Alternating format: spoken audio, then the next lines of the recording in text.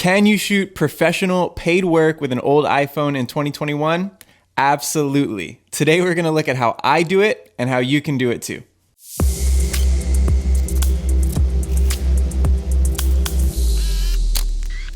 Welcome back to the channel where we talk about personal and professional growth. My name is Damien and I'm a full-time photographer / filmmaker. Today we're talking about one way to make money with your mobile phone in 2021, and that is through producing low budget real estate videos. Here's a brief rundown of what we're going to cover today. First, I'm going to show you the finished product. The video is about 2 minutes long. Then I'll do a quick breakdown of the gear that I use, a few simple techniques in production and post-production, and then I'll go over a few ideas that you can use to start making money shooting these videos in your local market.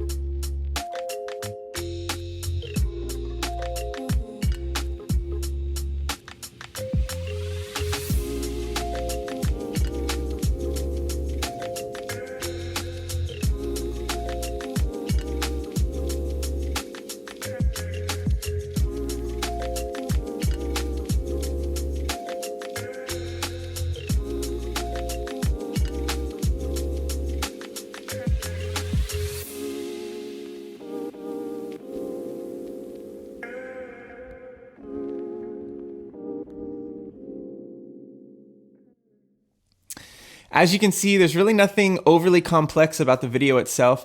It's not winning any awards or anything, but for a video shot on a phone, I think it's pretty clean. And it's solving a problem for local agents in my market. So first, let's go through the gear that I use. This is one of my favorite parts about filmmaking and photography. It's gear. I'm using just my phone, the iPhone XS Max, a Moment phone case that's on it, a wide angle lens from Moment, and the DJI Osmo Mobile 3. And this is what it looks like all put together. Nice and compact, easy to work with. Okay, now right into production. Remember, the goal of this video is not to be the most dramatic, cinematic final product. It's much more practical. People want to see and feel the flow of the property, and the agents want to get more eyes on their listing, which a video helps with. Understanding the end product helps us shoot properly in production. And the first thing we want to do is we always want to show foreground. This shows motion. It makes people feel like they're floating through the house. This is a basic filmmaking technique. We want to show foreground, subject, background. Always be aware of those three elements. Also, the height of your video. We always want to be halfway between the floor and the ceiling. If you have an abnormally high ceiling, I usually estimate between 4 and 5 feet from the ground. This height just seems to show the interiors of a house more naturally as you walk through them. Now, the thing I struggle with the most is leveling. This is super important, and the reason why I struggle with it is because when you're shooting on your phone, the phone doesn't tilt up like a camera screen would, so you kind of have to bend down, and it's hard to, because of the perspective, it's hard to see if everything is perfectly level. So I'm constantly needing to check and make sure that things are level. It's a very lightweight rig, so it can very easily get bumped, or if you take a hard step, it could kind of just tweak a little bit. So you want to make sure that you're checking the level of your phone, and also like the pitch and the yaw as well. One other thing to be aware of is how you walk. Gimbals are not meant to stabilize your up and down movement, so if you're not walking very carefully or very smooth, your footage will show this up and down movement, and it just doesn't look as good. So make sure you're walking in a very smooth manner. One of the most important things is to shoot in 60 frames per second. I shoot in Ultra HD at 60 frames a second. It allows me to do some nice speed ramping and slow motion in post, which I'll show you in the post-production section. One other thing that's very important is that whenever possible, you want to show two corners of a room in your interior. So if you're in the living room or in a bedroom, especially in a bathroom that's a little bit smaller, you want to show two corners of the room. This is a real estate photography trick that I use in my videos, but what it does is it psychologically allows our brains to put together the perspective of a space, and it makes it feel a little bit bigger and less claustrophobic. So whenever possible, and sometimes you can't, but whenever possible, you want to show two corners of a room. So that's it for production. I know I kind of went quickly through a bunch of things. If you need to rewind and rewatch some things and take notes, that's fine. Right now, we're going to go right into the post-production workflow. So let's go ahead and look at the computer. Okay, so now we're in the post-production phase. I use Final Cut Pro for all my real estate videos, but everything I'm doing will work in any other NLE. So if you use Premiere or DaVinci Resolve, whatever you use, all these principles will translate over. Once my project is created and I've airdropped all my footage onto the computer, I import it into my library here, and then I go clip by clip, doing in and out points and dragging them down into the timeline. And so that's all I've done. All these different clips, they're just in and out points. You can kind of see the yellow part, so it's all only dragging down in and out points. And because I shot mostly in the order that I want to edit in, it's really easy. I'm just going clip by clip by clip by clip, and then if certain clips just didn't turn out good, like there's a couple of these that I was just kind of farting around and having fun with, they just didn't seem to fit because they're kind of ugly, so I just didn't use them. And it's no big deal. I kind of just was playing around a little bit at the end.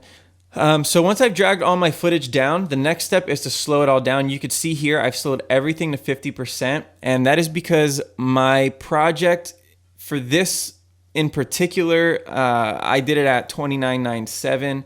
I used to always do 24 frames a second, but for real estate, usually you can't tell the difference between 24 and 30. I end up doing 30 in this because I shoot in 60, and it's just a quicker button here. It's really not like any deep reason, but I just do it in 29.97, slow it down 50%, easy peasy, done. Once I have done all of that, the next thing I'm doing is I'm choosing music. I use Motion Array. It's probably my favorite platform to get licensed music from, but then you can also get a lot of cool templates and stock photos and stock video. They kind of are just like a one-stop shop. It's very, very affordable as well. But I do also have other music licensing platforms that I use as well. You want to get a song that is going to be a little bit modern and poppy. So I kind of like stuff like this. It's kind of like a chill hop type vibe. I think it's pretty safe when you're going through different properties, just for the feel and the vibe. So once all the clips are in and slowed down and the music is in, the next thing is to start editing each clip to the music. There are different ways to do this. Some people are very opinionated about setting up markers and dragging clips and the markers will line it up with the music and all that kind of stuff. I don't do that. For me, this is just, I feel like I have full control this way. And so all I do is once I bring the music in and all my clips are slowed down, I just play it from the beginning.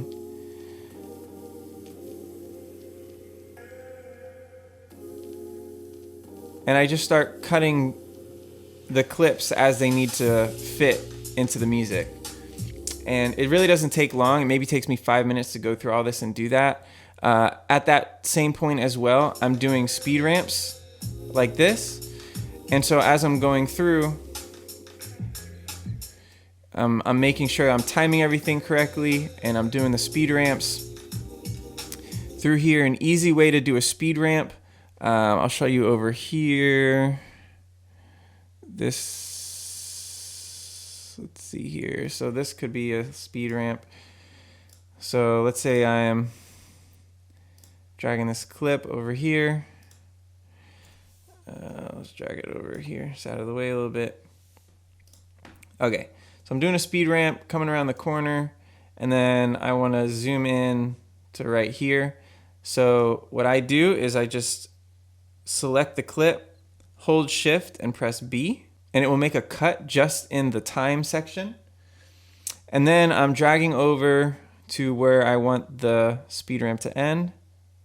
Shift B, fast, I'll just do 8 times, and boom, you have a speed ramp. And Final Cut makes it really easy. It eases it in and out for you. You can also adjust this. You can kind of fine tune it a bit. Just very quick and simple. So that's how I'm doing my speed ramps. Nothing really fancy at all. So that's the main part of the edit. You got to remember that this is a low budget video option for real estate agents. So you're not wanting to spend hours and hours and hours in here editing. When I'm doing these phone videos, I don't do any color correction. If there are shots that just look horrendously bad, usually it's because it's oversaturated, so I'll pull back some saturation. But really, I'm not editing any colors. I'm just leaving the colors as they are. Every once in a while, I'll brighten up a shot. But the phones do a pretty decent job. The agents understand these are phone clips, but most of them are absolutely amazed at how good they look. And I think it's just because the clips are smooth, they're framed well, and that's really all you need to get a good real estate video. So don't spend too much time editing this. The last things that I'm doing is I'm just adding a title, which again, I use Motion Array. I think I got this one from Motion Array, this little templated thing, and you just stick the address in, stick it on the bottom. Super, super simple. Boom, done. My title's done. And then just the end screen branding. Typically, you're wanting to do 2 different versions of a video. You want to do a branded and an unbranded. Unbranded is for the MLS. For real estate agents, they require unbranded for whatever reason. And then branded is for everything else. So YouTube, social media platforms, and then other specific platforms for real estate agents that do allow branding. They want to make sure they have branding on it. So branding is the branded version is kind of like the main version. And then the unbranded is the one they're sticking into the MLS. So you want to just render out 2. All you do with that is I stick the branding on the end, render that out, and then with Final Cut Pro, you just hit V and it will hide the clip. So I just hit V and then render another one as unbranded. So that's it. It's a pretty simple process. You're able to get paid for something that you created on your phone. The editing process is pretty simple. Sometimes I'll add some stabilization in post if I really want to, but again, it's a more simple video. Don't feel like you got to spend too much time making the edits. I like to edit in Final Cut Pro because it's a bit faster for me. For these videos, your main market is obviously real estate agents. So if you're already shooting real estate photos, this is an easy add-on service. You already have a client base. You just can start offering this as an add-on. It's really a no-brainer. If you're starting from scratch, I would start by reaching out to some real estate agents in your area to do maybe some pro bono work, or shoot your own house, clean it up, make it look nice, shoot your own house, and get a little bit of a portfolio started so you can start to show different agents. If you don't have a website to put stuff on, you could actually create a Vimeo showcase. These are incredible to send out. I still send these out. I'll just create a showcase in Vimeo and then I send the link out, and it looks really nice and it's very simple, and they're just seeing your work, and you can put all the information for different types of videos that you do in the pricing and description, all that kind of stuff. It's really helpful. So once you have a portfolio set up or a Vimeo showcase, I would just start emailing and cold calling as many agents as you can to get the ball rolling. I used to go into offices and hand out flyers and business cards and start to develop some relationships. I know it's a different time right now. So email and phone calls is your best bet, or talk to your friends and family. If your friends and family have real estate agents that they work with or that they know, I guarantee you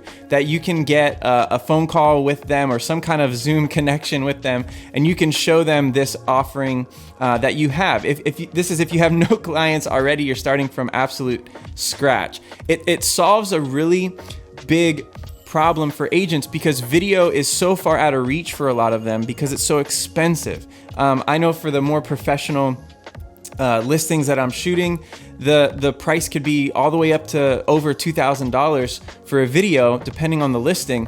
And so for a lot of agents, it just seems like such a far reach. They don't want to cut into their commissions too far, but this is a very clean, high quality, low budget video option that can solve a lot of what they're wanting to solve during the season of allowing people to see more of a flow, having some kind of content that is a little bit more emotional, like emotion driven, having the music and feeling like you're flowing through the house.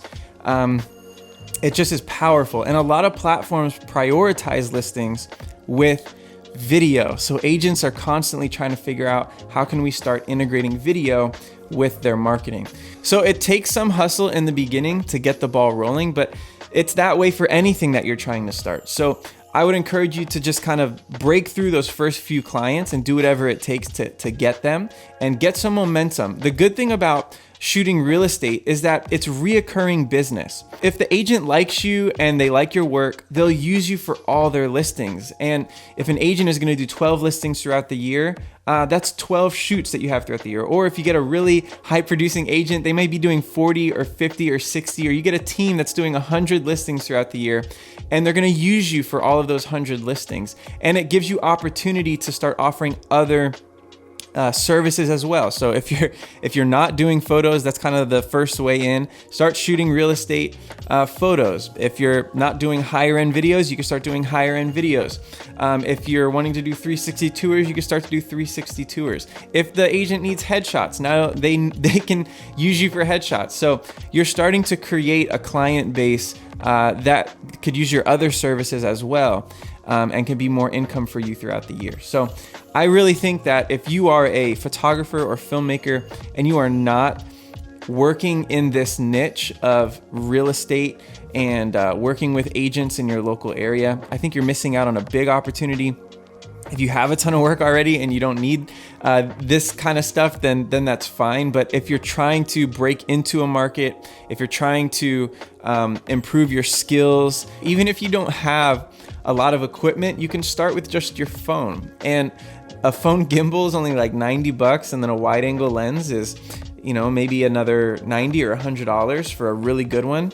Or if you get one of the new phones that has the ultra wide already, you don't even need an extra lens. It already has it built in. You don't need a ton of gear. You just need to use it really well. And so if you apply some of the production techniques and the post-production techniques that I shared, you can absolutely begin earning paid professional work just with your phone. And my phone's even a few years old.